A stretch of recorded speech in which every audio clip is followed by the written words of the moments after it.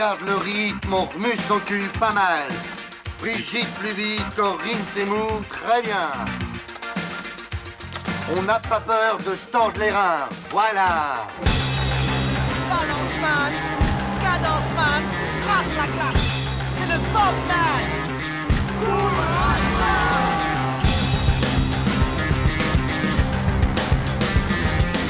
Et allez, bouge-toi le cul. Allez, va chercher, grouille-toi. Là! Mais ne courez pas comme des cons!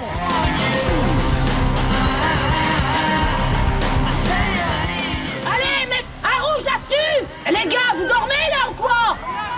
Le match il est pas fini, hein? Je crois qu'après avoir vu ça, on peut mourir tranquille. Enfin, le plus tard possible, mais on peut. Ah, c'est superbe. Quel pied! Ah, quel pied! Oh putain! Oh là là là là là là! Affirmatif, il va y avoir du sport, moi je vous le dis. Bonjour et bienvenue à tous, nous voici ensemble dans l'émission Gaulle Volant sur Timbre FM. Cette magnifique radio, nous sommes précisément dans le match 8. Et non, vous ne rêvez pas, vos oreilles entendent bien, chers auditeurs. Ce n'est pas votre habituel serviteur qui vous parle, cet homme à la voix suave, cet homme à qui rien ne résiste, cet homme au choix de carrière judicieux, 16 semaines de vacances quand même. Cet homme, s'il vous plaît, c'est notre Jérôme, notre coach, et il a décidé de me céder la place pour cette émission. La situation mérite d'être éclaircie et je n'y couperai pas. Ouais. Ce n'était pas de gaieté de cœur, les amis, que j'ai accepté de reprendre, au moins pour cette émission, la dure tâche de la présenter. Mais je crois que présenter est à peu près l'équivalent de jouer 10. Meneur de jeu, poste ô combien exposé et physique, mais demandant aussi du toucher de balle et de la maîtrise de soi. Ainsi, Jérôme s'est lui-même sorti à la 88e. Car je vous rappelle, si vous ne le saviez pas, mais il est entraîneur-joueur de cette émission. Double fonction, certes désuète, mais Jérôme aime beaucoup la nostalgie. Effectivement. Et là, il fait rentrer le petit jeune du centre de formation, encore tout frais et pas sûr de lui. Frais ? Moi. Merci du cadeau, mon Jérôme. Alors, petit tour de table pour voir qui partage cette dure tâche avec moi. Qui c'est qui est là? Enfin, c'est le rendez-vous des glandules, là, ou quoi? Jolie brochette. Alors déjà, nous avons notre caution intellectuelle, la seule dont j'écoute vraiment les chroniques. Notre philo sportif, Alban. Salut Florian, salut à tous. Alors de quoi tu vas nous parler, Alban? Écoute, je crois que je vais parler de sport et d'hiver. D'accord. Et peut-être les deux en même temps aussi. Ok. Voilà. Merci. Ensuite, sur la liste des inscrits vient notre coureur de fond, la caution cardio de l'émission, Benjamin. De quoi tu vas nous dire aujourd'hui, Benjamin? Salut Flo, salut les gens. Moi, je vais vous parler de l'avenir des stations de sport d'hiver. Ah, intéressant. Et enfin, le seul, l'unique, celui qui a fait main basse sur Timbre FM, celui qui m'avait paru tellement fragile à notre première rencontre, et que maintenant, tel le professeur Frankenstein, je me demande quelle sorte de monstre j'ai créé. Jérôme? Oui, bonjour Flo. Oui. De quoi tu vas nous discutailler, mon Jérôme? Le ski, c'est de la merde. Ah, intéressant. D'accord. Voilà. Il y a un développement, je pense. Oui, il n'y aura pas de débat par contre. Le ski, c'est de la merde, point. Et on a aussi un invité surprise aujourd'hui. Celui qui, dès sa deuxième émission, ne va rien foutre. Je crois que je commence un peu à le cerner. Et c'est officiellement aussi notre community manager. Enfin, apparemment, il n'est pas très au courant. Voici Monsieur Coco. Bonjour à tous, merci pour cette formidable introduction. Tu vas nous community manager quoi aujourd'hui? Là, j'ai pris une photo, donc quel boulot, c'est fait. Là, quel boulot, je suis fond là. Je suis payé pour 5 jours là, je crois. Oh la vache. Quel travail. Très bien, messieurs, mais avant tout, il faut que j'évoque ou que j'invoque, c'est au choix, le thème du jour. Alors aujourd'hui, nous allons évoquer, et vous l'aurez peut-être deviné, le sport et l'hiver. Vaste sujet, me direz-vous, puisqu'il y a carrément un domaine entier du sport qu'on appelle tout simplement... Les sports d'hiver. Oh la vache, merci, réactivité. Personnellement, j'ai une relation au sport d'hiver particulière. Gamin ou même adulte, je ne suis jamais allé au sport d'hiver. Je suis bien passé en bagnole dans des montagnes enneigées. J'ai bien plein de potes et de la famille qui sont habitués des sports d'hiver. J'ai bien failli y aller une bonne dizaine de fois, mais non, rien n'y fait. Le destin me refuse ce loisir apparemment tant attrayant. J'ai même toujours été fasciné par cette ambiance sport d'hiver. Les patinoires, le ski, le public en moufle et la vapeur d'eau qui sort de leur bouche. Le fait, je pense, de ne jamais y être allé et de ne voir ça qu'à la télé m'a fait fantasmer. les sports d'hiver. J'ai toujours l'impression que les mecs ou nanas qui viennent de gagner une médaille rentrent dans un chalet avec un petit bar cosy, tranquille, un petit feu de cheminée qui crépite, et puis Hilde vient leur servir un bon vin chaud. Cliché ? Oui, mais complètement assumé. Mais comme dit ma meuf, est-ce que tout bon fantasme doit vraiment être réalisé ? Oh. Et donc, première question de débat, les gars. Et vous, les gars, est-ce que vous avez réalisé vos fantasmes ? Alors, on parle des sports d'hiver ou on parle en général ? Évidemment, on parle des sports d'hiver. Oui, en un sens. Ouais. Oui, exprimez-vous. En fait, moi, je ne vais pas pouvoir trop développer maintenant parce que je vais le faire ensuite dans ma chronique intitulée « Le ski, c'est de la merde ». Mais j'y suis allé. D'accord. Qui d'autre est allé au sport d'hiver ? Moi aussi. J'y suis allé, régulièrement même. Et je dois bien vous avouer que j'en ai aujourd'hui un petit peu honte. Ah, carrément. Oui. Pareil dans ta chronique, peut-être ? Je vais développer aussi tout à l'heure. Oui. Ok. Tout à fait. Alors, moi, j'y suis allé aussi enfant. J'y suis retourné un peu plus vieux. Et je dirais que la dimension fantasmagorique là, que tu évoquais, je ne l'ai jamais vraiment vécue. C'est-à-dire qu'il y a toujours eu un décalage entre mes projections et la réalité par rapport au ski. Donc, je comprends bien ce que tu veux dire. Ouais. Mais comme dit Freud, est-ce que le fantasme a vocation à être réalisé ? Oui. Ou ma meuf. Ma meuf dit la Tu sors avec Freud. Oui, c'est vrai que ça peut être décevant de réaliser ces fantasmes. Ouais. Je reste sur le domaine du ski quand même. Hein. Non, moi je me souviens une fois, j'avais acheté une GoPro et je voyais des vidéos, vous savez, les vidéos de gens qui ils sautent sur les bosses en ski et tout ça. Et je me dis, tiens, je vais faire pareil. J'ai ma petite GoPro. C'était ridicule. Ah oui. Ridicule. Non, mais vraiment. Le film après. Et le pire, c'est que le pire, c'est qu'au début, j'en étais fier. Ouais. Et j'ai montré ça à un pote qui me dit non mais c'est de la merde. Et oui, effectivement.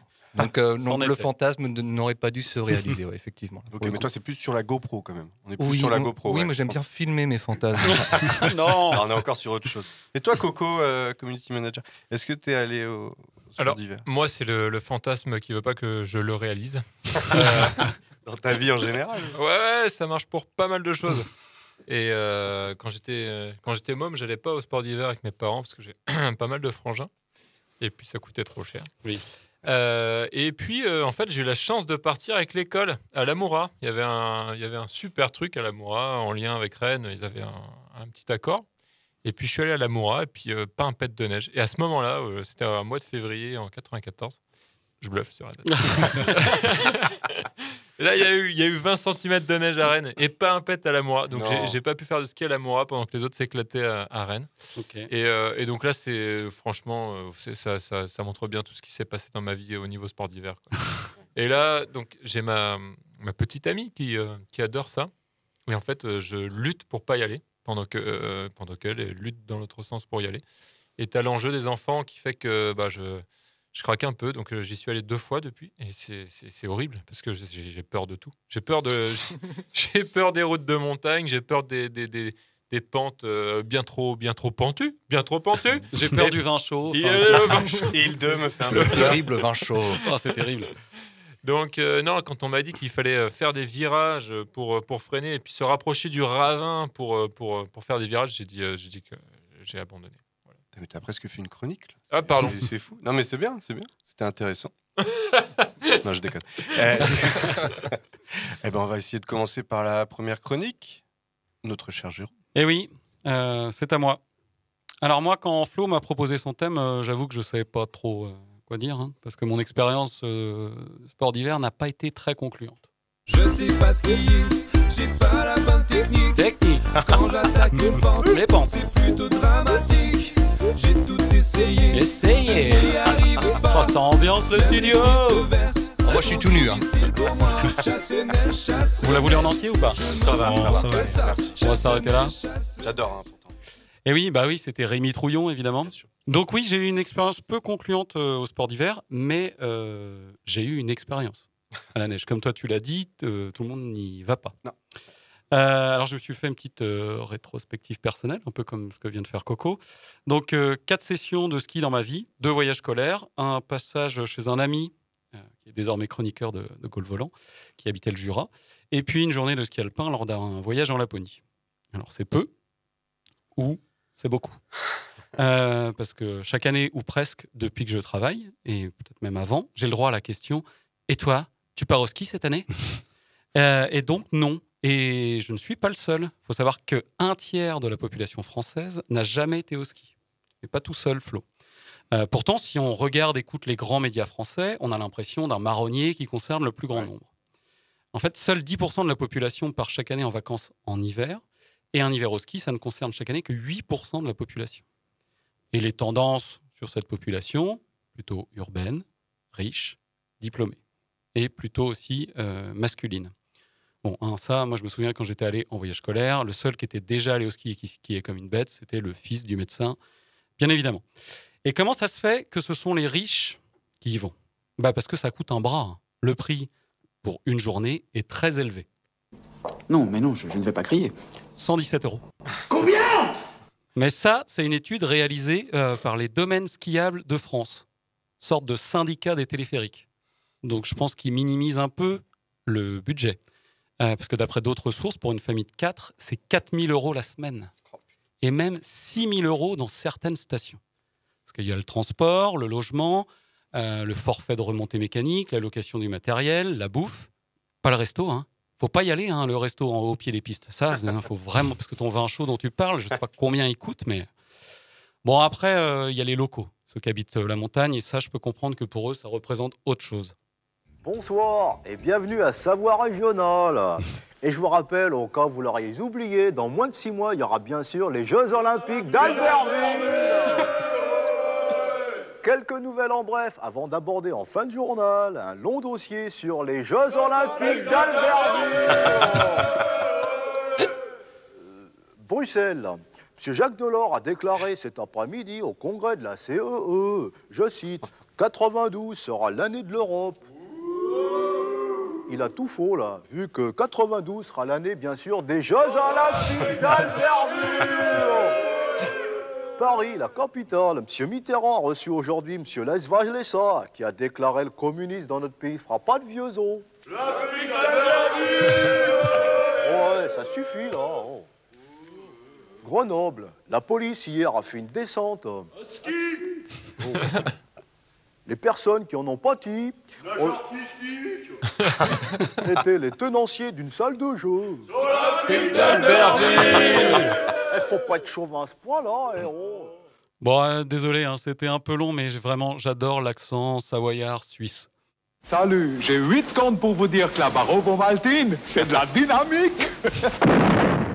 Bon. Alors après, admettons, vous décidez, vous pouvez aller, pour une fois dans votre vie, passer des journées au ski.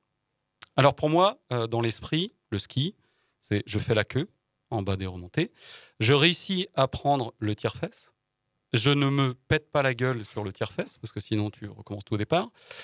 Donc ça prend un peu de temps, hein, ça prend 15 minutes tout ça, pour finalement descendre en 2 minutes et 33 secondes, si j'arrive à descendre. Parce que moi, j'ai vécu des journées flippées où je me pétais la gueule toutes les 20 secondes. J'avais peur de prendre de la vitesse, de me faire mal, mais aussi de faire mal à quelqu'un. Tant je ne maîtrisais pas ce que je faisais, je trouvais qu'il y avait trop de monde, sans casque, pour la plupart. Alors évidemment, quelques sensations sympas, mais pour moi, rien de foufou. Et puis, c'est dangereux. Hein, parmi les plus célèbres accidents, il y a Michael Schumacher, qui n'est pas décédé, je vais les vérifier, Gaspard Ulliel, mais aussi Sonny, le chanteur. Ah ouais. I got you, babe. I got you, babe. Alors comme option, si comme moi vous avez peur, il y a le ski de fond. Mais là en termes de stabilité, c'est quelque chose. Moi j'ai l'impression que le monocycle en comparaison c'est facile. Quel enfer ce truc. Les 2 fois où j'en ai fait, j'ai fini par courir avec les skis sur l'épaule. Tellement ça me paraissait être la meilleure stratégie à adopter pour avancer, quoi. Oh, à la moindre descente, tu te pètes la gueule. Sur le plat, j'avais l'impression de marcher avec des grandes planches accrochées aux pieds comme si on m'avait puni, quoi. Donc si par un concours de circonstances vous vous retrouvez à la montagne en hiver, moi ce que je vous conseille, c'est les raquettes. Ah bah oui, forcément, me direz-vous, toi en tant qu'amateur de tennis et de badminton. Je t'ai déjà parlé de la fois où j'étais victime de raquettes. Wouh! Jeu de mots en avalanche! Wouh! Wow. Bruitage avalanche! Wow, Wouh! bravo. Non, en vrai, les raquettes représentent, je trouve, le meilleur choix pour profiter de la neige en montagne. Parce que ça peut quand même être aussi ça, des paysages magnifiques en haut d'une belle rando. Ou alors, il y a le ski de rando aussi dont on m'a parlé, qui apparemment est très sympa, mais très physique. Donc pour ma part, je trouve qu'on peut faire pas mal de sport en hiver sans aller embouteiller une vallée, participer au grand cirque des utilisations de canons à neige, sans risquer de se blesser, parce que c'est quand même 50 000 blessés par hiver et 15 morts. Voilà, c'était ma petite vision à moi des sports d'hiver. Vous avez vu, j'ai quand même réussi à vous faire une chronique sur les sports d'hiver sans aucune référence au bronzé fond du ski, contrairement à toi, Flo. Enfin, ça, c'est jusque-là.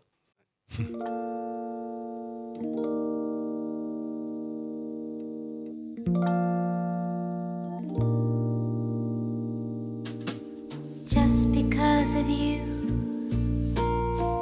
I'm begging on you, you know it's for you. I'm feeling for you, good morning my love. And I'm always saying, come laughing in my life. Night and day, my love is for you. I love you, and I'm being a fool by you. Come on my love, let's going on. I know you know I'll never let you go. Come on my love, let's going on.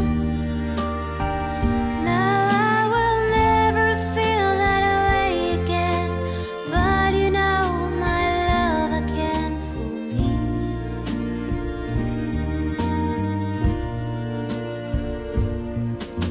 Love forevermore. I very feel you, love for you, my love. I'm living in you, love all the time. And I'm always saying, come laughing in my life. Night and day, my love is for you. I love you, and I'm being fooled by you. Come on, my love, let's going on.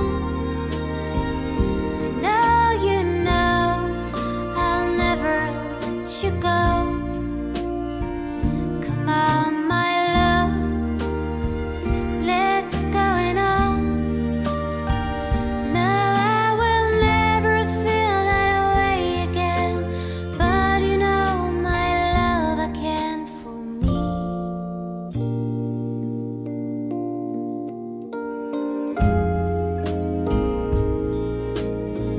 Come on, my love, let's going on. Oh, I know you know I'll never let you go. Come on, my love, let's going on. No, I will never feel that way again. But you know my love, I can't. No, never feel that way again. But you know my love, I can't. Just because of you.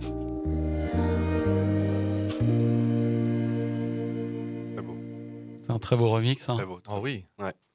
Just Because of You. Remix par Alice de cette formidable chanson de Pierre Bachelet qui était dans la musique des Bronzés fonds du ski. D'accord. Vous aviez reconnu? Bien sûr. Ouais. Moi, Oui, évidemment. Évidemment. Pas du tout. Vous écoutez toujours le 106.6, l'émission Golf Volant Timbre FM. Il peut pas s'empêcher, hein. C'est incroyable. Ouais, ça, ouais. Même quand il présente pas, il présente quand même. C'est fou. C'est terrible. Bah, on appelle ça le charisme. Bon, très bien ta chronique, merci. Bah, je te remercie pour tes remerciements. T'as pas tant kiffé quoi, que ça, le sport d'hiver non plus. Quoi. Non, pas trop. Après, j'ai pas vécu non plus peut-être le fantasme avec vraiment le petit chalet qui donne sur les pistes. Moi, j'ai toujours l'impression que c'était un truc un peu galère. Oui, mais ça se trouve, je le vivrais comme ça aussi. Hein. Ah bah sinon, je pense qu'il faut de l'argent. Plus tu as de l'argent, plus tu vas pouvoir vivre. Plus le cliché est respecté, c'est vrai. Je pense. Et ben, je crois que tu as un petit conseil Q à nous proposer. Tout à fait. Le conseil culturel de Golf Volant.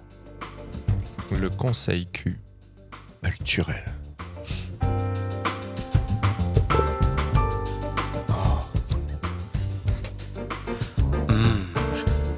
Le conseil Q. Quel générique. Conseil culturel, vous n'êtes pas sans savoir que Flo et moi-même, nous faisons partie d'une autre émission de Timbre FM qui s'appelle la bande FM, où nous Big up. parlons... Comment ? Big up. Gros big up. Donc, où nous parlons de bande dessinée et nous allons aussi au festival Quai des Bulles. Et là, cette année, qui a gagné le prix Ouest France Quai des Bulles, c'est Simon Hureau avec Sermilik, là où naissent les glaces. Alors, c'est pas vraiment une BD sur le sport, mais c'est sur la vie d'un Français qui part s'installer là où il fait froid. Et en fait, moi, je voulais en parler parce que c'est pas du sport à proprement parler, mais c'est beaucoup d'activités physiques. Le mec, il passe son temps à faire du bateau, du chien de traîneau. Il est tout le temps en activité. La BD est très bien faite. Pas toujours fan du dessin, mais il y a une belle plongée quand même dans ce que c'est la vie entourée de froid, avec aussi des moments bien galères. Le rapport avec ses chiens aussi. Il décrit très bien ça. Donc voilà, une belle BD, un super truc. Donc c'est Simon Hureau, Sermilik, là où naissent les glaces, et c'est édité chez Dargaud. Elle est très bien, et en plus tu dis ça ne parle pas de sport, mais il y a quand même, on le voit dessus, du kayak, oui. qui est un sport, et il se déplace beaucoup comme ça. Et il y a aussi le chien de traîneau qui, rappelons-le, a été sport de démonstration au JO, alors je ne sais plus lesquels. Ouais. Et voilà.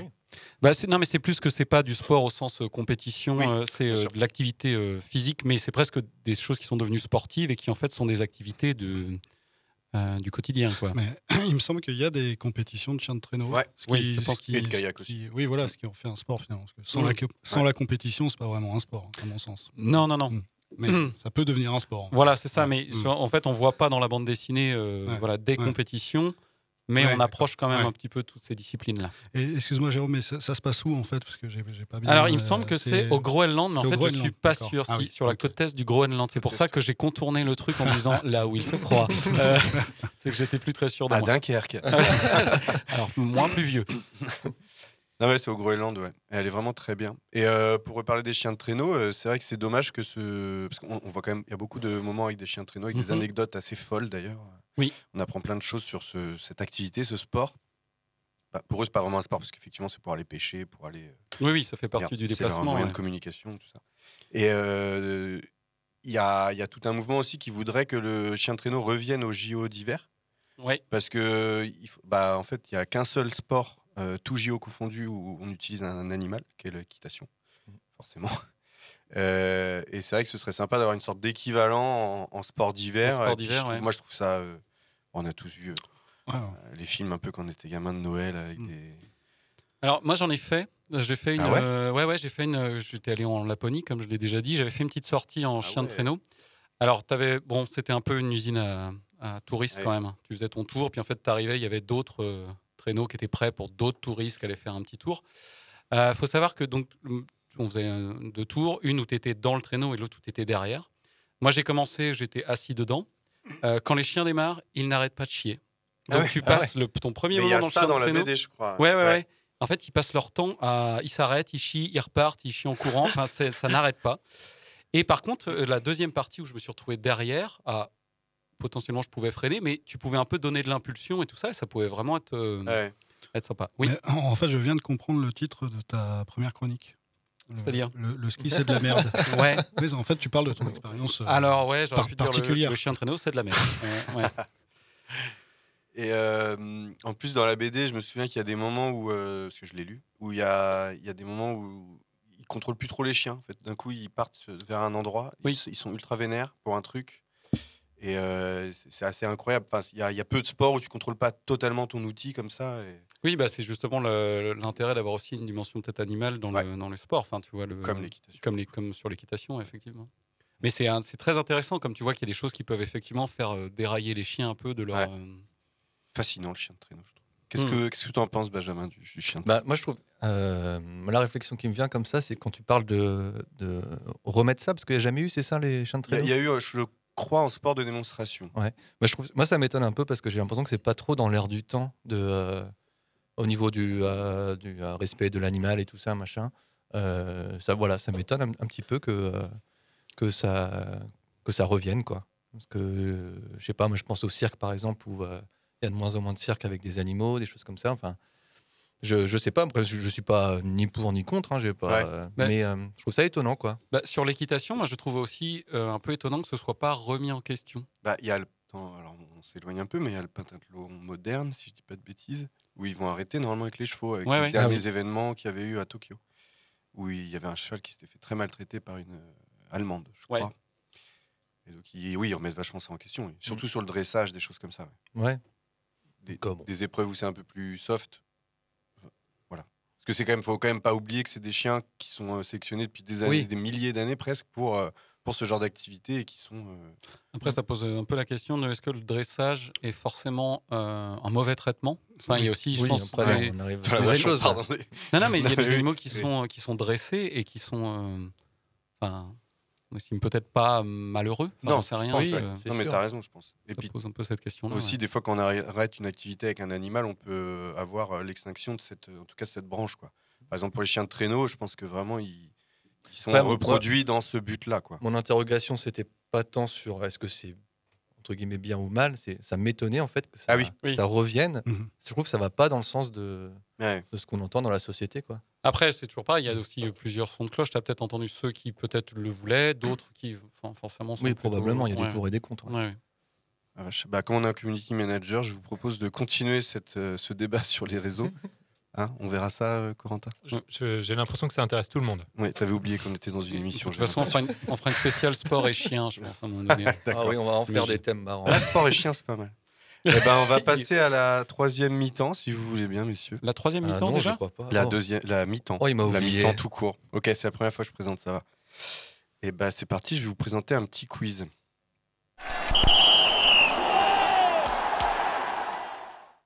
Alors, c'est un quiz choses insolites sur les sports d'hiver. Ça vous va ? Alors, comment ça se passe ? C'est par équipe ou c'est encore collaboratif ? Bonne question, tu m'embrouilles. Ah ouais, écoute, on va faire à ma gauche l'équipe... Guingamp, tu peux le dire. Guingamp, merde. Guingamp. Si, c'est pas mal. Allez, l'équipe Guingamp, donc on a Alban et Jérôme. Voilà. Et à ma droite, l'équipe, choisissez une ville ou démerdez-vous. Moi, je vais dire... Vous habitez Rennes. C'est long. Je vais dire Rennes. Allez, on va aller dans le... Et on a c'est bien trouvé, ça, je trouve, Rennes. On a Mathieu à la technique et j'ai oublié de lui dire coucou tout à l'heure. Salut Mathieu. Coucou Mathieu. Tu peux participer du côté de Rennes, j'imagine. En criant, du coup. En criant, ouais. Non, il est pas de Rennes, lui. Il vient de Normandie. Oui, mais il supporte le Stade Rennais, c'est tout comme. Vous êtes prêts ? À peu près. Oui. Ça vous va ? Première question. Quelle est la particularité de Young Sung Bin, skeletonneur, ça se dit, j'ai été vérifié, de Corée, et médaille d'or au JO de 2018, Corée du Sud, pardon. Tu vas pas vérifier sur ton portable. Il y a pas longtemps. Alors, il y a 3 propositions. Il a porté un drapeau de la Corée du Nord sur le podium et a crié « Gloire à Kim Jong-un ». Voilà. Deuxième proposition, il portait un masque de Iron Man au moment de l'épreuve. Et troisième proposition, au dernier moment, il n'a pas pu participer. C'est sa grand-mère qui a dû le remplacer et elle a gagné. Je vais dire la 2. Ouais, moi j'aurais dit la 2 à ma gauche. Moi j'aurais dit la 2 La aussi. deuxième. Et c'est un point chacun. Ouais. C'est pas évident. C'est pas évident. Je suis en train de dire c'est peut-être pas très difficile. Si, sa grand-mère, elle est balèze en skeleton.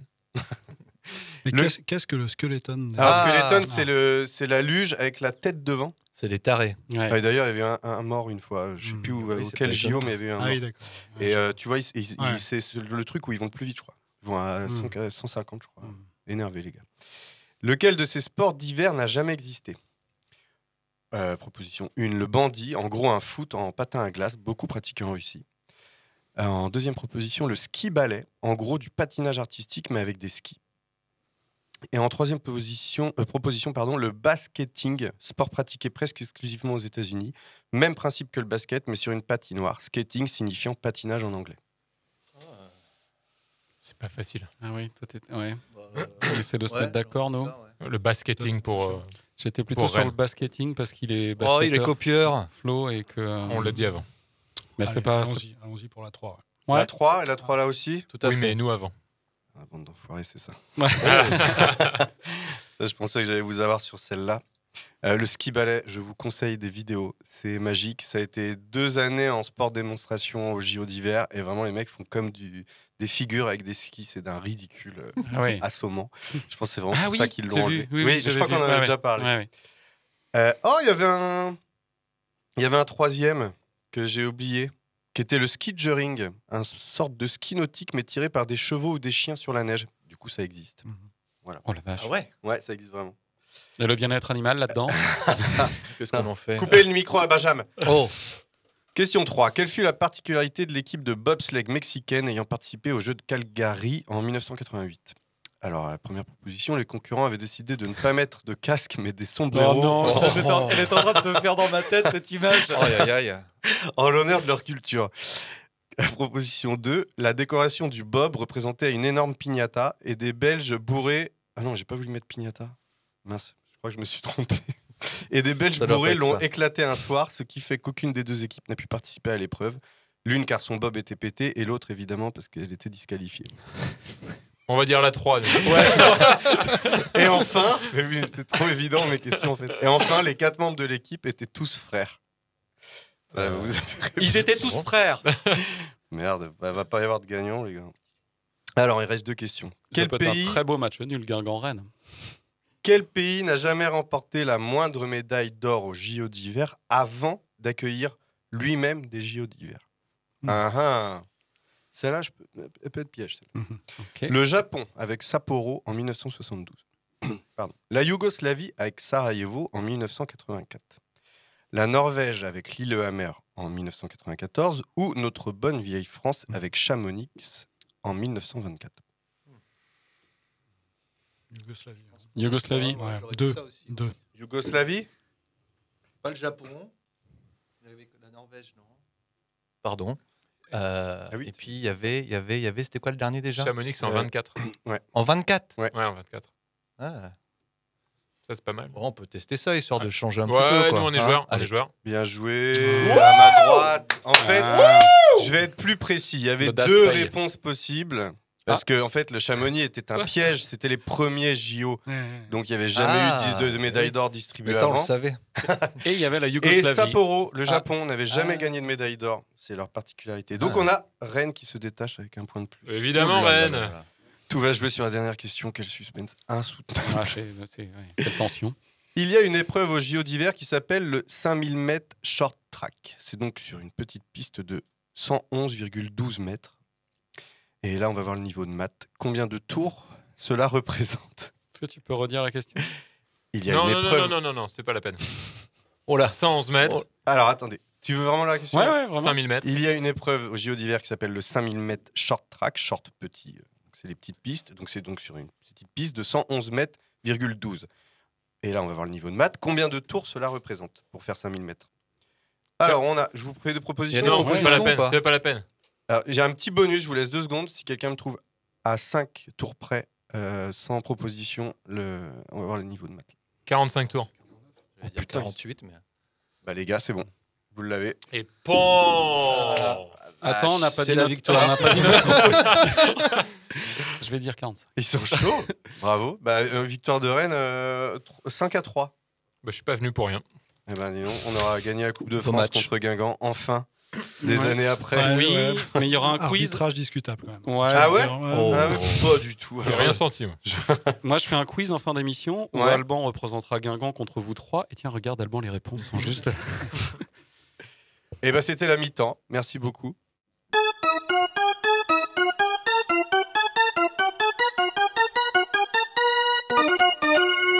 Et Benjamin, ça va être à toi de nous faire une petite chronique, si je me trompe pas. Eh oui, tout à fait. Alors, moi, quand on m'a donné le thème de l'émission Sport et Hiver, j'ai tout de suite pensé à la raclette. Mais comme c'est pas un point Q linéaire, j'ai décidé de parler des stations de ski et de leur avenir. On en a un petit peu parlé en début d'émission. Il y en a qui sont déjà allés au ski, d'autres non. Et moi, quand j'étais gosse, j'ai également eu la chance de partir en classe de neige à côté de Chamonix. Et c'était vraiment ouf. On a fait du ski, évidemment. On a visité une fromagerie. Je me rappelle encore de l'odeur. On s'est baladé en forêt, ce décor. On s'est régalé avec la bouffe. Mais surtout, Romain avait ramené son Game Boy avec Street Fighter 2. On a rigolé.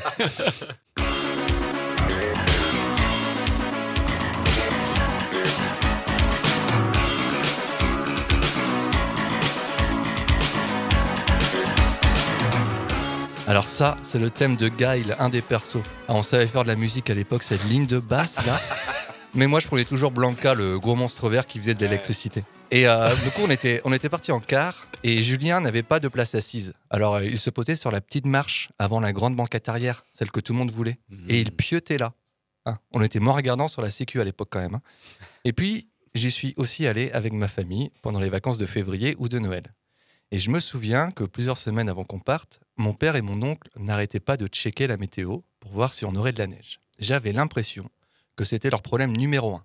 Problème de riche, me direz-vous, certes, mais après tout, c'est normal. Aller au ski s'il n'y a pas de neige, c'est un peu comme si tu allais à Brest, mais que tous les bistrots étaient fermés. Tonnerre, tonnerre, tonnerre de Brest, mais nom de Dieu, que la puissance. Tonnerre, tonnerre, tonnerre de Brest, même la terre par la renverse. Ouais, elle aurait une autre gueule cette chanson quand même. Mais il n'y a pas que mon père ou mon oncle qui s'inquiétaient du manque de neige. Évidemment, c'est la peur bleue des gérants de stations de ski. Si t'as pas de neige, t'as beaucoup moins de clients.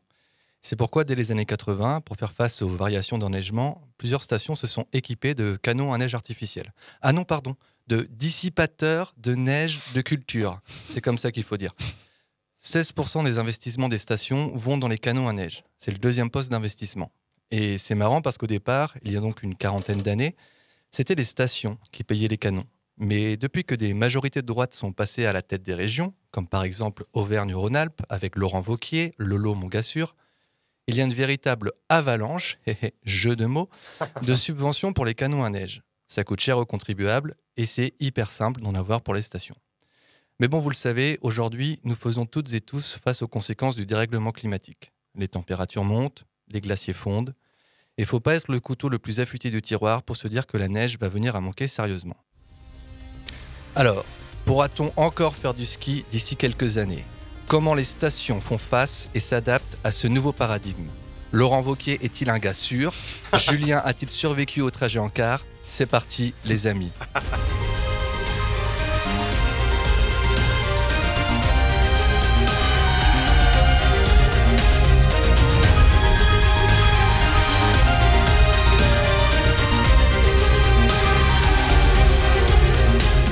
Alors non, je ne pense pas que Laurent Wauquiez soit un gars sûr, c'était ironique. Et oui, Julien a survécu, ne vous inquiétez pas, il va très bien, il habite à Nantes maintenant. Posons un peu le contexte. Aujourd'hui en France, il y a environ 300 stations de ski, petites, moyennes, grandes, à basse, moyenne ou haute altitude. Et les conséquences du dérèglement climatique vont être évidemment complètement différentes selon les stations. Par exemple, à basse altitude, c'est-à-dire 1500 mètres, il y aura plus de neige, mais de la flotte. Les petites et moyennes stations de basse et moyenne altitude sont menacées. Elles se trouvent essentiellement dans le Jura, les Vosges, le Massif central.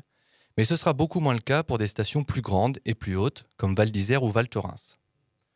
Les prévisions sont très liées au modèle qu'on prend en compte. Vous le savez, le GIEC sort régulièrement un rapport dans lequel on trouve plusieurs scénarios, du plus optimiste au plus pessimiste, en passant par le plus réaliste. Si on reprend nos stations de ski, dans le cas d'un scénario pessimiste, à la fin du siècle, il ne resterait plus qu'une vingtaine de stations, et uniquement dans les Alpes. En plus de cela, les saisons de ski vont grandement se raccourcir. Alors, il existe des outils pour anticiper. Je pense par exemple à ClimSnow, développé par Météo France, et qui permet d'avoir une vision à plusieurs années, voire plusieurs dizaines d'années sur l'enneigement, dans le but d'aider les stations à adopter la bonne stratégie. Mais même avec, c'est compliqué d'imaginer précisément comment ce sera dans 50 ans. Il y a un seul moyen d'être sûr. Si on ne peut pas imaginer le futur, il faut appeler le futur. Waouh. Waouh. Ah, ça déconne pas dans ce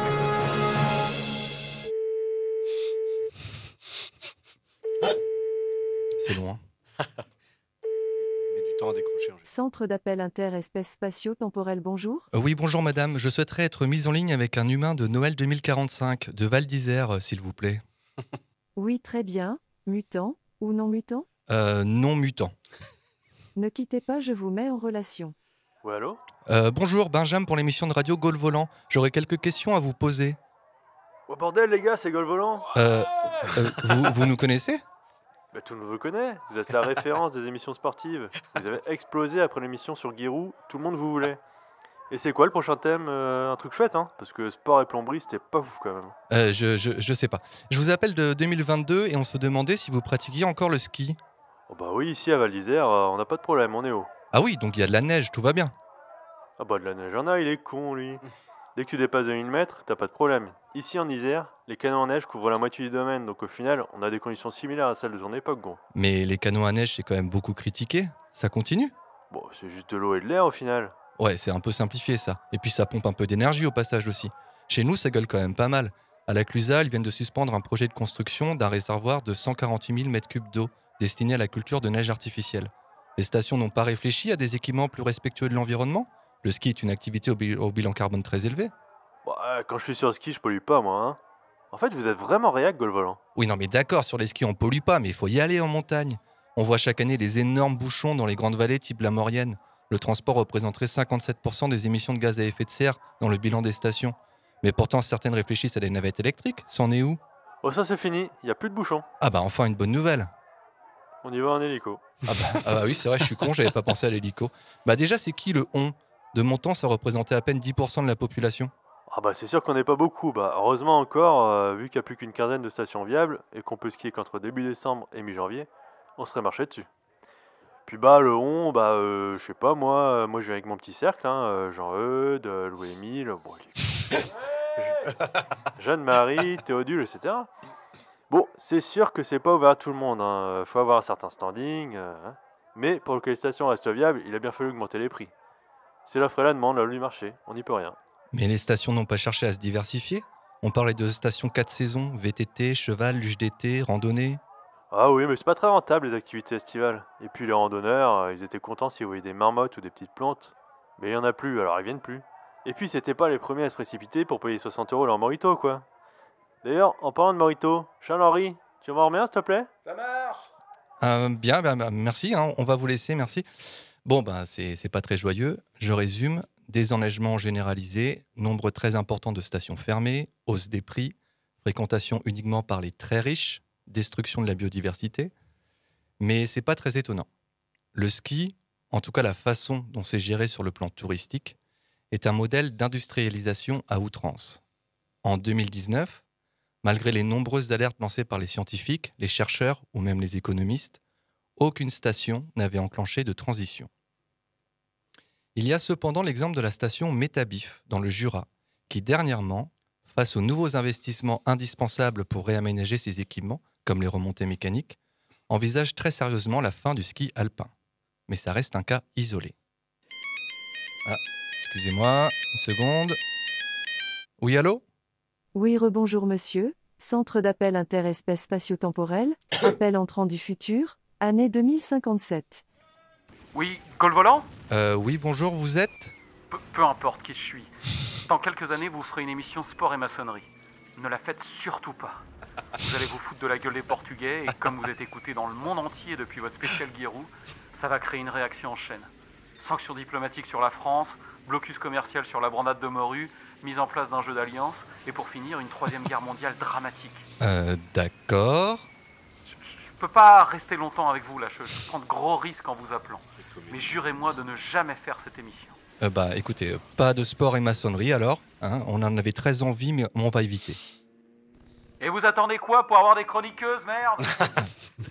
Désolé, hein, j'ai pris la décision tout seul, hein, mais donc il n'y aura pas de sport et maçonnerie. On est d'accord? C'est cool. Ok. Hein, moi, Elle était en préparation. Ouais, parce que j'ai l'impression que dans l'avenir, on va quand même faire de drôles de thèmes. Faut qu'on travaille ça vraiment. Hein. Sport hiver, ça va. Et puis, il y a effectivement les fameuses stations 4 saisons. Mais là encore, certains n'y croient pas. Philippe Bourdeau, chercheur sur la transition des territoires, pense qu'il est déjà trop tard pour faire la transition. Et encore plus en restant dans le prisme du tourisme. Pour lui, il faut se diversifier du tourisme tout court, sortir de la dépendance au tourisme. Les gens qui vivent en montagne doivent pouvoir continuer à y vivre. D'autres activités doivent être développées. L'artisanat, la sylviculture, l'agriculture, la biodiversité. Alors oui, je pense qu'on peut dire aujourd'hui que nous approchons de la fin du ski. En tout cas, d'une certaine forme de pratique du ski. Le manque de neige, les stations y sont déjà confrontées. Mais est-ce vraiment le problème? Après tout, on construit bien des salles dans certaines grandes villes dans lesquelles les gens peuvent skier. On va bien organiser une compétition sportive prochainement en Arabie Saoudite. Non, le manque de neige, c'est l'arbre qui cache la forêt. Cette activité, je parle du ski alpin, telle qu'elle est pratiquée actuellement, est très polluante, potentiellement destructrice d'espaces naturels et réservée à une certaine catégorie sociale. Ça ne devrait pas être le cas. Et ce sont des enjeux qui se posent également pour d'autres territoires. Je pense au littoral par exemple. Si nous arrivons à aller dans le bon sens, il y aura encore des territoires préservés à découvrir différemment. Il y aura encore des stations de ski orientées plus sur le contemplatif que sur la glisse, comme à Métabif. Il y aura encore des classes de neige, des classes de mer ou des classes vertes. Il faudra attendre plusieurs années avant de savoir si nous persistons dans un modèle de tourisme intensif ou si nous choisissons de développer une autre voie, plus vertueuse. Qui sait, peut-être qu'avec cette émission, nous avons créé une nouvelle ligne temporelle.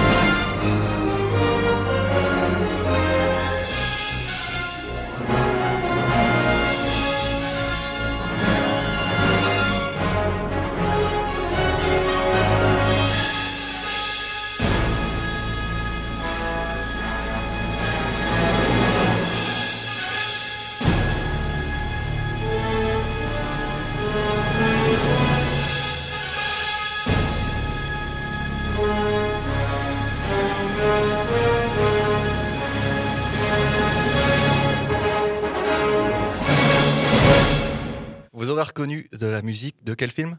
Retour vers le futur. Oui, tout à fait. Un excellent film. Si vous ne l'avez pas vu. Sur le conducteur. Ah oui, c'est marqué sur le conducteur. Non, c'était en anglais. Ouais, mais je traduis assez bien l'anglais. Oh, formidable. Ouais. Et moi, j'ai une petite question à vous poser à l'issue de cette chronique. Oui. Faut-il interdire le ski alpin? Alors moi, je ne vais pas être très objectif là-dessus parce que je n'ai pas aimé la pratique, mais je trouve que déjà écologiquement, c'est une catastrophe. Et en plus, je trouve que c'est vraiment un mécanisme de, je ne sais pas trop comment le dire, de distinction sociale en fait. Quelque chose de... Donc ouais, il faudra arrêter, il faudrait tout démonter. On démonte tout et on rend la montagne aux montagnards. Alban ? Après, avec les interdictions, c'est toujours un petit peu délicat d'interdire brutalement. Alors, non. Moi, je serais pour une bonne campagne de dévalorisation du ski alpin. Enfin, ce que je trouve un peu dommage, c'est qu'on associe sport d'hiver nécessairement à ski alpin, on va dire, dans l'imaginaire collectif. Donc, pourquoi pas essayer de reformater cet imaginaire et favoriser les raquettes. Moi, je suis un grand fan des raquettes parce que c'est le seul truc que je sais faire sur la neige. Et comme tu disais, Jérôme, c'est-à-dire à pouvoir apprécier des paysages, je sais pas, une notion d'effort, parce que le ski alpin, moi, c'est le truc de Sisyphe, quoi. On monte une montagne pour la descendre, puis on la remonte, donc on se croirait vraiment dans la mythologie. Parce que dans les stations, ils appellent ça dans le tourisme même en général, c'est ce qu'ils appellent le contemplatif, justement, développer. Oui, voilà, toi, tu serais plus là-dessus, quoi. Ouais, je pense que ça serait plus utile, que d'interdire. Non, parce que justement, moi, je trouve que c'est quelque chose. Les fois où je suis allé au ski, je trouve que je ne regarde à aucun moment ce qui m'entoure. Enfin, le paysage. T'es concentré sur ta pratique, quoi. Ouais, ou même, je sais pas si les gens le font, mais j'ai l'impression vraiment ça passe au second plan, très clairement. Ouais. Ce qui est vrai et dommage, oui. Et Flo, est-ce qu'il faut interdire le ski alpin ? C'est une dictature, tout ça. Flo, il y va une fois, et puis après... c'est bon. Je fais une fois, et puis après, on peut interdire. Non, mais comme dit Alban, je pense que interdire, c'est quand même un peu fort. Mais de toute façon, par les faits, ça va, je pense, fortement diminuer. Ouais. On est même presque dedans déjà. Je pense qu'à un moment donné, les contraintes, même législatives, vont arriver même à leur niveau à eux, quoi. Enfin, on le voit avec les bassins d'eau, des retenues, comme tu disais. La CLUSA, Enfin, c'est vrai que tout ça, c'est ridicule en vrai pour un loisir. Et moi, ce qui me rend triste, parce que je suis un peu un spectateur quand même, de téléspectateur précisément, quand il y a les JO d'hiver et tout, et je commence depuis la dernière édition à avoir cette sorte de sensation un peu chelou, où je me dis, putain, je suis peut-être en train de voir les derniers, ouais, quand genre mon fils aura mon âge, soit ils diront, avant il y avait des JO d'hiver. Non, sans déconner. Et tu vois, si, parce qu'il y avait assez de sports qu'on pouvait pratiquer. Les derniers, ils étaient un peu ridiques. Ils mettaient de la neige artificielle partout. Oui, c'était horrible quand tu voyais, je sais plus quelle épreuve c'était en plein milieu d'une ville, tu avais la centrale nucléaire. C'était le snowboard, les sauts en snowboard. Aucune neige autour, c'était très bizarre. Et en plus, j'en parle juste après en vrai, mais le biathlon, par exemple, je trouve que le décor est fou. Et là, le biathlon à Tokyo cette année, c'était vraiment genre juste les pistes de neige et tout le tour autour était en mode normal, comme si c'était l'été limite, quoi. Alban ? Alors je voudrais juste rajouter une dernière remarque, c'est que, à mon avis, la valorisation du ski alpin va avec une sorte de mythologie de la vitesse ou de valorisation de la vitesse. Et je crois qu'on aurait intérêt, au niveau de la société, à réfléchir sur notre rapport au temps. Et pourquoi toujours valoriser ce qui va vite, ce qui est performant, donc il faudrait peut-être faire un éloge de la lenteur. Et encore une fois, les raquettes, c'est pas mal pour ça. Par contre, c'est qui gagne le dernier arrivé ? Pourquoi pas ? Ouais, c'est vrai. Ça. Non, mais valorisation d'efforts d'endurance, quoi, plus. Quoi. Mais même d'un rapport au temps changé, quoi, qu'il soit plus lent. D'ailleurs, je trouve, moi, le ski alpin, au niveau télégénique, je trouve ça affreux. Ah non, je suis pas d'accord. Ah, moi, je trouve que la descente et tout, je trouve ça quand même assez impressionnant. C'est un peu spectaculaire, quand même. C'est spectaculaire, mais en fait, pour mesurer qui fait la différence à quel moment, en fait, putain, il descend pleine balle. Quand on regarde pas mal, tu commences à voir sur comment ils prennent les virages, etc. C'est l'expérience dans le domaine. Bah ouais, c'est ça. Ouais. Non, mais voilà. C'est comme les gens qui disent qu'ils boycottent la Coupe du Monde et puis qu'en fait, ils regardent jamais de foot. C'est un autre sujet. Coco, un avis sur l'interdiction du ski alpin ? Alors moi, je crois qu'on devrait se focaliser sur la pratique de Jérôme. Et si tout le monde regardait Jérôme pratiquer le ski alpin, je pense que ça dégoûterait un petit peu tout le monde. Ce serait aussi l'éloge de la lenteur. Et donc, c'est gratuit. Je crois qu'on pourrait faire évoluer les esprits grâce à Jérôme. Mais je crois qu'on pourrait proposer plusieurs exemples, parce qu'il me semble qu'en ski alpin, j'ai eu quelques récits quand même, où apparemment, de ton côté, c'est pas Jojo non plus. On change de sujet, du coup ? Allez, Flo a une petite chronique pour nous. Eh ben oui, justement, je voulais parler du biathlon, comme je voulais un peu indiquer. J'ai pas toujours adoré le biathlon, les copains. Pendant longtemps, si je tombais à la télé sur une mass start où ils sont tous alignés en collant, avec une carabine dans le dos et un petit bonnet, je me disais, mon Dieu. Et je retournais sur la 3, mater la fin de Derrick. Puis un jour... c'est terrible. Bah ouais, c'était comme ça à l'époque. Puis un jour, mon fils est né. Et il était déjà avec des skis et une petite carabine. Non, je déconne. Quand il est né, c'était l'hiver. Et nous passions beaucoup de temps en mode cocooning, accueil de bébé, repli sur soi. Une de mes activités favorites était de mettre la chaîne L'équipe sur mon portable. Je sais, je n'avais pas beaucoup de goût, je n'écoutais pas encore RMC. Et c'était dans les premières années où la chaîne L'équipe avait les droits de la Coupe du Monde de biathlon. Alors je tombe dessus et bingo, c'était l'année où Martin Fourcade avait apparemment envie de juste tout déglinguer et de ne laisser que des miettes à ses adversaires. La saison 2016-2017. Et au-delà que ce soit un Français et que je sois un tout petit peu, mais vraiment un tout petit peu chauvin en sport, au-delà de ça, j'ai trouvé ce sport incroyablement fait pour être regardé à la télé. Bon, avant tout, rappelons brièvement les règles principales de ce sport, chose qu'avait commencé à faire notre cher Jérémy, mais qu'apparemment il n'a jamais fini. C'est en gros une course à ski sur des reliefs plutôt peu accidentés, on peut appeler ça du ski de fond du coup, sauf qu'ici les gars et les filles se baladent avec une carabine sur le dos et enchaînent les séances de tir qui entrecoupent la course. À chaque arrêt au stand de tir, ils ont 5 tirs à effectuer et prennent des pénalités à chaque tir raté. Ça peut être des tours d'une petite piste annexe ou des secondes. Le suspense y est incroyable. Le gars ou la fille fort en ski, si il ou elle est nul en tir, c'est bonne soirée à plus tard. Et le concurrent qui est un dieu en tir, mais nulos en ski, même résultat en général, pas foufou. Il faut donc être polyvalent. C'est un sport qui mélange endurance et précision. J'ai rarement vu un truc aussi haletant en sport. On a tous vu des matchs de basket, de rugby, de la gym, de l'équitation, etc. Et avouons-le, ils peuvent aussi avoir leur moment de suspense. Mais regardez un jour, si vous ne l'avez jamais fait, une course de biathlon, et vous comprendrez, jusqu'au bout, on ne sait souvent pas qui va gagner. Bien sûr, il y a des extraterrestres qui écrasent tout, comme Fourcade ou Björndalen à son époque. Mais la plupart du temps, le suspense dure jusqu'à la toute fin de course. Alors attention, si vous voulez regarder du biathlon et que c'est la première fois, évidemment, il vous faut une télé, une tablette ou autre smartphone, un canapé, un truc pour s'asseoir éventuellement, une petite bière pour se mettre bien, mais surtout, il vous faut une copine ou un copain qui s'y connaissent. C'est impératif. Ou alors vous avez une après-midi à perdre à essayer de comprendre. Comme vous voulez. Car le biathlon, c'est jusqu'à 7 courses différentes. 7 courses. Ça aurait été trop simple de faire une seule course. Non. Il y en a 7 avec chacune leur particularité. Et on va tester, les gars, vos petites connaissances en course de biathlon. Oh là. Bon, j'étais pas prêt. Alors, c'est parti. On va commencer par la plus simple, un peu la course de base. Qu'est-ce que c'est une individuelle ? On part sur les hommes, ok ? En termes de distance et tout. Donc c'est pas par équipe, j'imagine. Merci. C'est Bravo. bon, c'est trouvé. Merci. La suivante. Et vous étiez dans le goal volant. Est-ce que ce serait pas un contre-la-montre ? C'est un contre-la-montre à ma gauche. Alban a déjà la bonne réponse, mais il y en a d'autres qui sont sur le principe du contre-la-montre. Combien il y a de tirs, par exemple ? Combien de sessions de tir ? 3 sessions de tir. Une. Non, on est sur 4 sessions de tir. Et rappelez-vous de la chronique de Jérémy, couché, debout, couché, debout. Oui. Ah couché, oui. debout, couché, debout. Et là, si on fait une faute au tir, c'est 1 minute de pénalité. C'est pas de tour de piste, de petite piste à côté du stand de tir. Ok ? J'ai l'impression que je perds tout le monde. C'est génial. Au début, je voulais faire les 7. On va pas faire les 7. On va aller directement. On va tester la poursuite. Allons à la poursuite. Poursuivre. Oui. La poursuite, c'est vraiment sympa. Moi, c'est celle que je préfère. Il y en a un qui part devant et puis les autres qui sont derrière. Pourquoi il part devant ? Il a gagné une course avant. Il a gagné une course avant. Il a gagné l'individuel avant. Alors, souvent, il a gagné le sprint avant, qui est après l'individuel. Bien tenté. C'est bien tenté. Bien tenté. Non, il y avait quelque chose.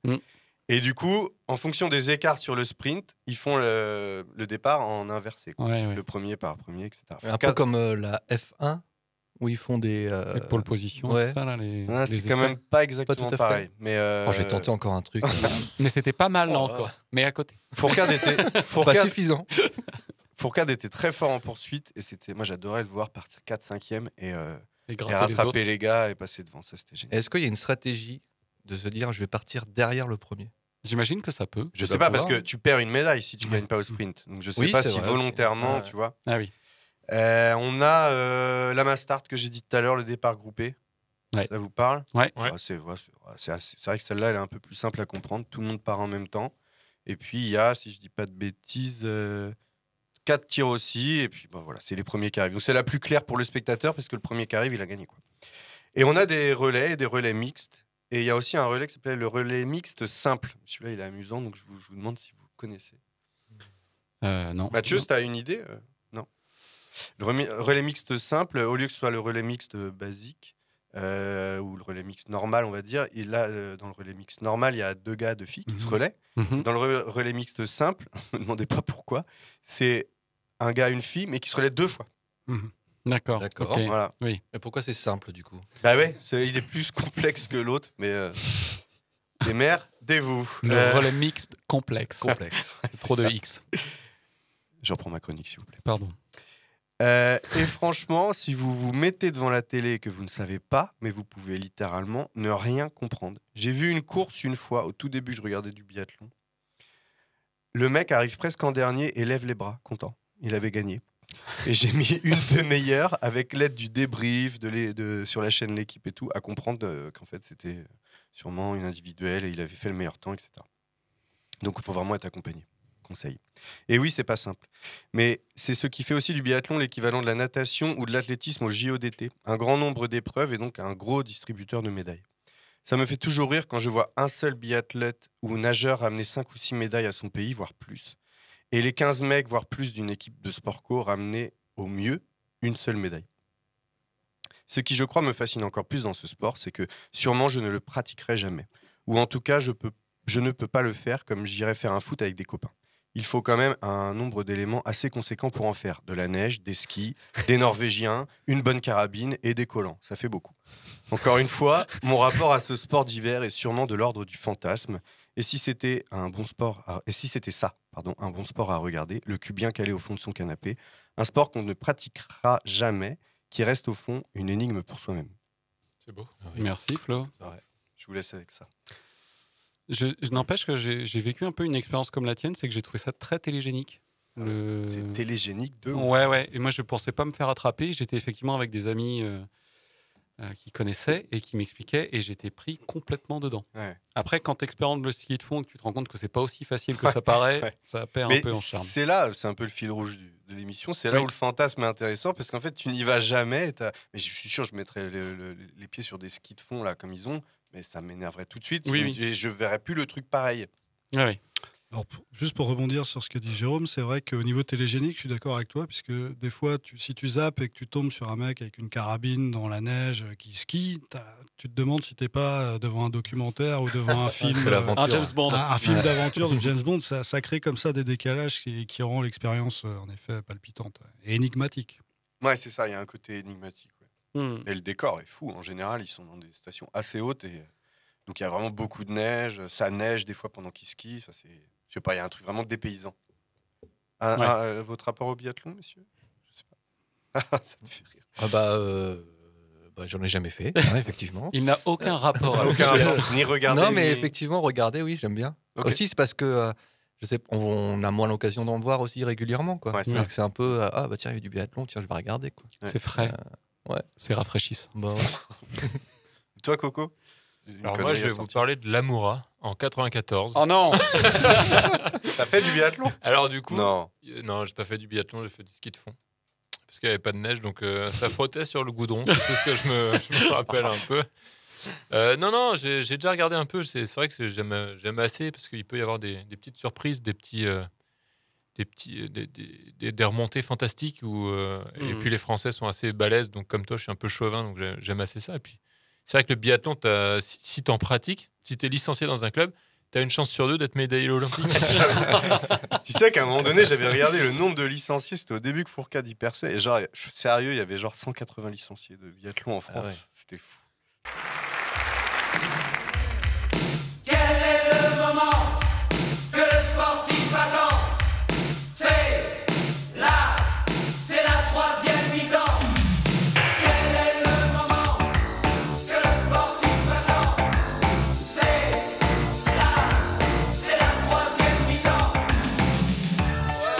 La troisième mi-temps.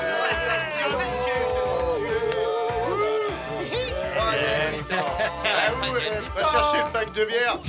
Putain. Alors, je vous propose moi aussi un quiz. Allez, on va le faire collaboratif, ce sera plus... C'est très tendance, les jeux collaboratifs. Je ne sais pas si vous connaissez les résumés nuls de films. Ce sont des manières débiles de résumer des films en une phrase. Ah oui, j'ai un bon exemple. Alors, tu as un exemple? Oui. Vas-y. C'était très long, c'était très pénible, et ils auraient dû envoyer un sous-marin allemand pour couler le bateau dès le début du film. Titanic. Oui, voilà. C'était facile. J'avais un autre exemple. Une fille développe le syndrome de Stockholm alors qu'elle est séquestrée dans un château. C'est un sport ou un film? Alors, c'est un film. La Belle mais au Bois ça n'a- dormant, non. Ouais, on n'en est pas loin. La Belle et la Bête. La Belle et la Bête. Ah ouais. Donc là, je vous en propose 10 sur le thème de l'hiver. Alors, au départ, je voulais faire sur les sports d'hiver, mais j'ai pas trouvé 10 films. Ouais, bien sûr. Donc, ils sont sur le thème de l'hiver, les 10. Alors, c'est l'histoire d'une nana un peu palote qui intègre une coloc. Oh putain. Oh la vache. Une nana un peu pâle. Oui. Les bronzés font du ski? Non. Des silences en radio. Si elle est palote, c'est qu'elle est... Malade? Non. On l'a pas, je crois. Ouais, non, là, Un indice? Non. C'était Blanche-Neige et les 7 nains. Ah. Deuxième. C'est mal. l'histoire d'un type fier, d'un type fort, qui peut être très très méchant quand il a la haine et qui n'accepte pas qu'on lui marche sur les pieds. Ah, putain. Oh, c'est horrible. Oh non, vous l'avez pas, ça? Attends, c'est l'histoire d'un... Hulk. Faut pas de silence en radio. Non, faut pas de silence en Ouais. radio. Ouais. Bon, tant pis, celle-là, je pense que c'était une des plus faciles pour C'était moi. quoi? Rasta Rocket, c'est une des citations.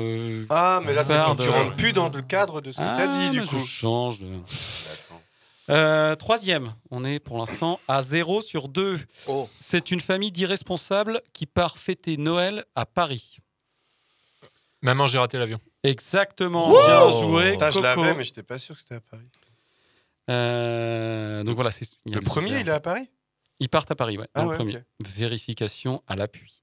Quatrième, c'est l'histoire d'un mec qui voulait juste écrire son bouquin tranquille, mais tout le monde l'emmerde. Ah, Shining. Alors, il se bourre la gueule et fait des bêtises. Bravo. J'aime beaucoup la cinquième. C'est un gars pour qui c'est pratique de tailler des arbres, mais moins d'aller aux toilettes. Édouard Romain d'Argent. Ouais. Oh, oui. Oh, il y a un sniper. On en est. Vous êtes bien rattrapés là. C'est l'histoire d'un gars qui n'arrive pas à partir d'une fête locale. Un jour sans fin. Oui. Pas mal. Ça va peut-être se corser un peu, je suis pas sûr. On va voir. C'est l'histoire de deux gars qui voyagent dans un chien et après le gars se retrouve avec la langue collée au télésiège. C'est Dumb et Dumber. Dumb et Dumber, bravo. Magique. À Aspen. Ensuite, c'est la deuxième histoire de Popeye et ses amis. La deuxième histoire. Popeye et ses amis. Ah bah c'est les bronzés font du ski. C'est les bronzés font du ski. Thierry Lhermitte incarne Popeye. Bon, l'avant-dernière, elle est un peu dans la limite parce que juste il y a du téléphérique sur la fin. C'est l'histoire de Fleuve Rouge. Les rivières pourpres. Oui. Oh la vache. Bravo. Et le dernier, c'est l'histoire d'une putain de chanson qui te reste dans la tête.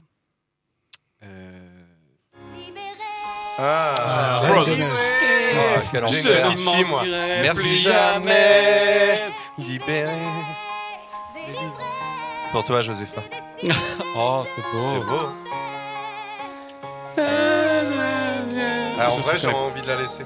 Pas la- Mais on va pas le faire. Mais je pense que déjà les auditeurs l'ont déjà bien en tronche. On va pouvoir s'arrêter là. Voilà, c'était mon petit quiz. Je sais pas le score, mais vous êtes bien démenés. On a été C'est plus bien que la défendu. moyenne, on a gagné. Je Je pense que vous en avez fait 8. Ouais. Je pense que... Sur 10? Oui, parce Ah que ouais. vous avez raté les deux premières. Ah ouais. C'était le temps de comprendre Ouais. le principe Je de crois ton que jeu. je Un crois démarrage que c'est tranquille. ça. Ouais, c'est ça, exactement. Eh ben, Voilà. Très bien. C'est tout pour moi. Merci. J'ai l'impression que tu as envie de faire la fin de l'émission. Pas du tout. Ouais, un petit peu quand même. Pas du tout. Eh ben, c'était le match 8 de Gaulle Volant. Merci à vous tous. Merci à notre technicien Mathieu qui est là-bas. Tu peux le filmer si tu veux. À plus tard, messieurs. Bisous. Bisous, bisous. Salut. Salut. Garde le rythme, on remue son cul pas mal. Brigitte plus vite, Corinne s'émoue très bien. On n'a pas peur de se tordre les reins, voilà. Balance man, cadence man, trace la classe. C'est le Bob man.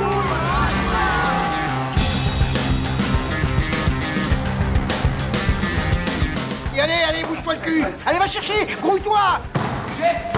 Ouh. Là. Mais ne courez pas comme des cons.